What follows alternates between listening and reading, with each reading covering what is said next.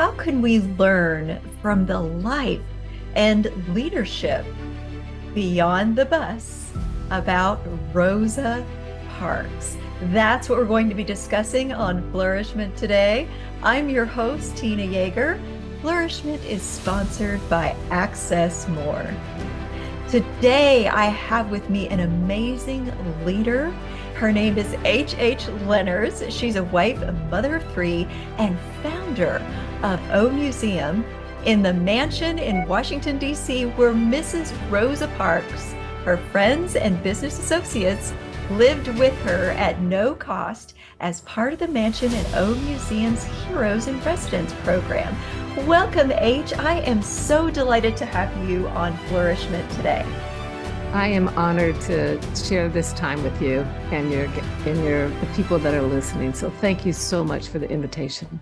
We're talking about Rosa Parks' life beyond the story of the bus and how we can learn from her life and her leadership. H, tell us some of the things about her leadership that became key at the end of her life. You mentioned in the previous segment that she was a leader more in the last 10 years of her life, and she came to live with you at 81. So are you talking about between 81 years old and 91 years old? And she did more in that time. That's the time of life when people think they're too old to do anything. So that's extraordinary that she's showing us that God does not have an expiration limit on our usefulness. At the age of 90 years old, she learned how to swim. And I'll just give you that as an example. She wanted children of the world to understand and adults to understand that you can do things you've never done at any age. And the swimming was really important because as a small child, she wasn't allowed to swim anywhere there was anyone white. So she couldn't even go to a lake or a beach or a swimming pool. So she just wanted people to say, hey, we can do it. But can you imagine being that in your 90s and learning how to swim and how glorious that was? She learned how to learn computers in her late 80s. And if she was alive today, she would be tweeting out to everyone her message. And she had the youth teach her how to use the computer, which I think is wonderful. So she had an institute in Detroit, but it was the children that taught her, because life is a two-way street. And she felt that you could learn as much from children as the adults could teach children, and sometimes even more because they're so open to love.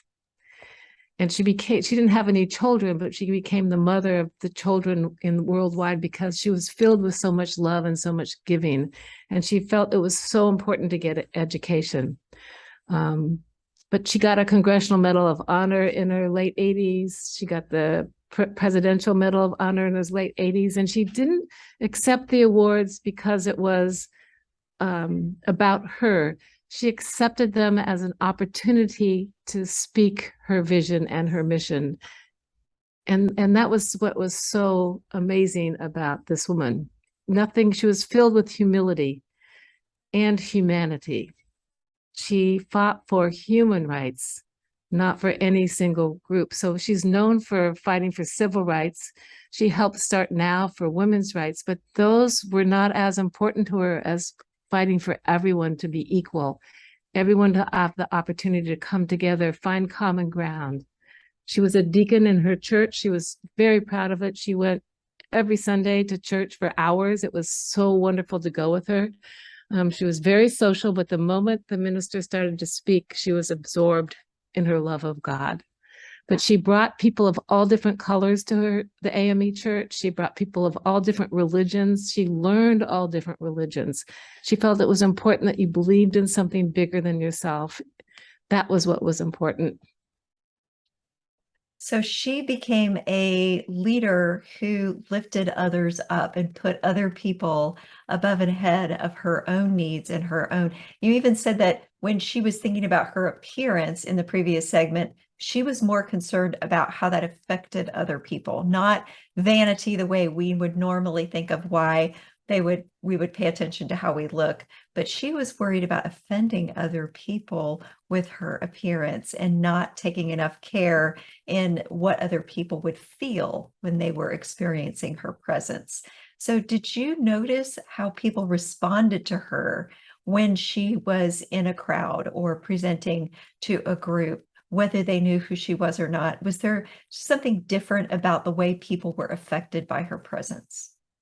Even if they didn't know who she was, there was a sense of love around her. She had this glow, this aura that just was extraordinary. And I don't think I've seen it in anyone else I've ever met to the extent that she had it. But she lived her mission, she lived her vision, and she had no money personally. It wasn't important to her. She died penniless. People think famous people have wealth. She was any honorarium she was given, anything that she got, she gave it back to people less fortunate than she was. Big lesson that we don't need to be driven by those things, that we can have a wonderful life without them. So she paid everything she had into matters that lasted forever, not things that would last for her own lifetime. That was just a beautiful story of her putting forth that kind of Christ-centered mentality of making sure that she loved as the biggest message of all that she ever did.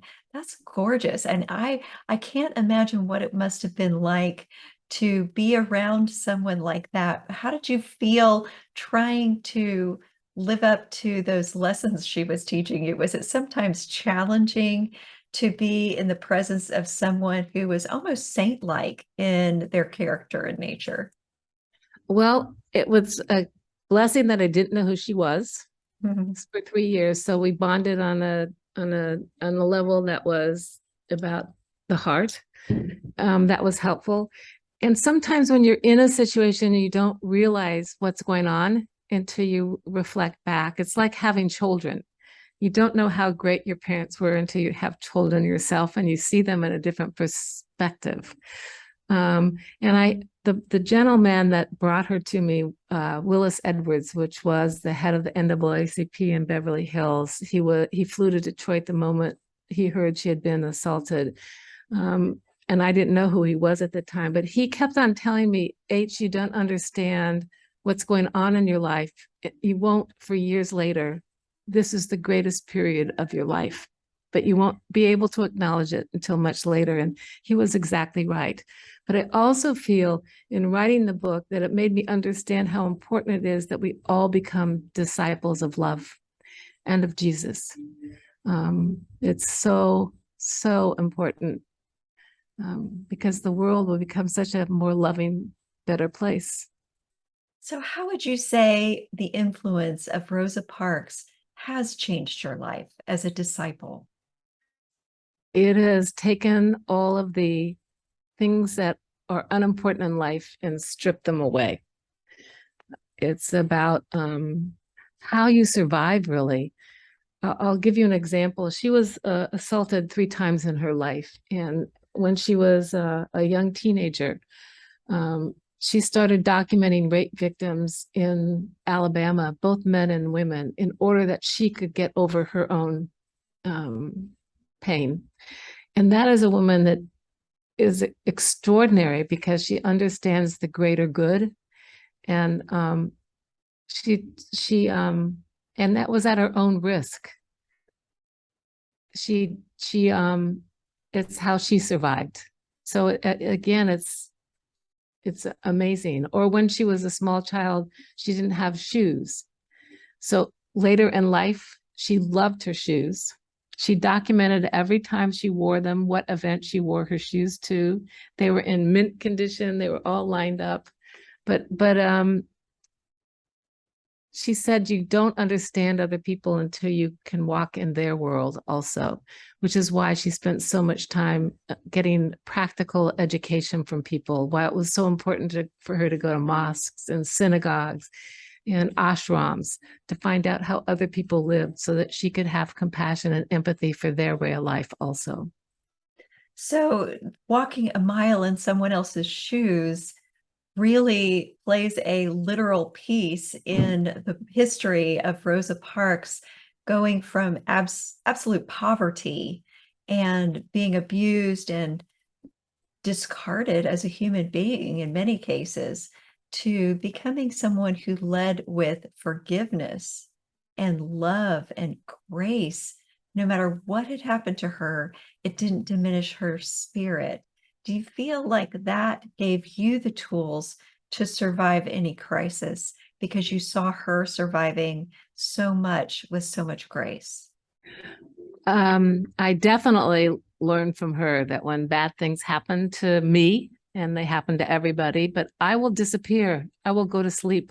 I will not come out of a room for a week, in order, or a month, whatever it takes for me to come to terms with what happened, and to forgive everyone, everything, including forgiving myself, because those are so important. I learned that, and it's a survival tool that is a positive survival tool. You don't blame anybody for anything. You accept what God had happened to you that makes you a better person. Mm. And that's what she taught. So she relied on faith to help her forgive when it would have humanly been impossible. And Right. she showed other people how to do that because she lived it. And living a message is different than speaking a message or writing a message. It sounds like that's what really impressed you about her the most. Right. Right.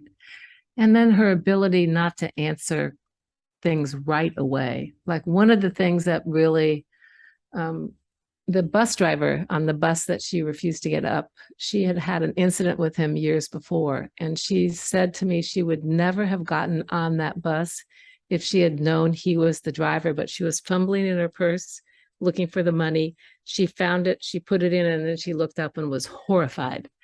Um, so it wasn't a planned episode like people have written, but when the bus driver died, a reporter called her and asked her what she thought of did she have any remarks for the press in his death? And she thought for 3 or 4 minutes, and she said, I'm sure his family misses him. And Oh. that's all. I mean, it's like So pretty she amazing. responded with compassion to a situation that involved someone who had no compassion that they ever showed to her, and Correct. giving what someone didn't give to you in response, to something that was just very cruel and evil that came through that person.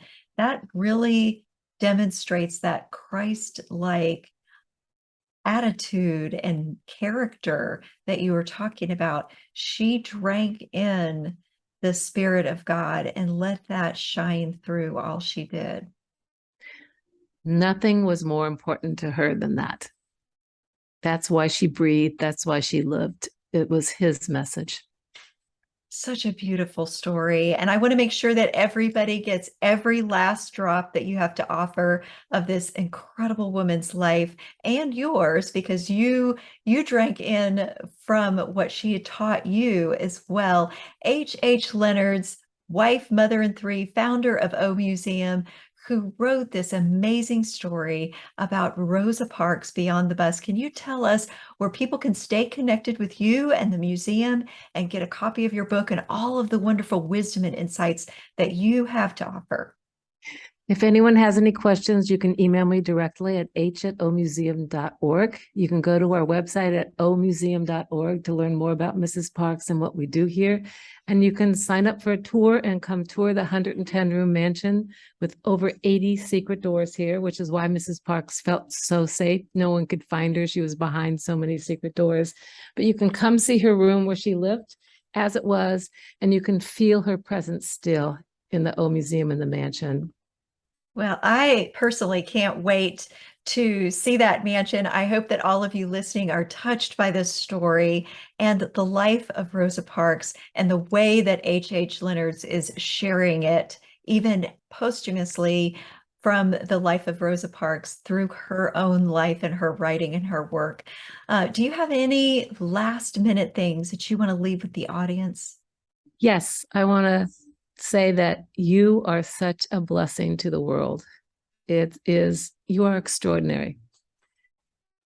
And you epitomize her heart.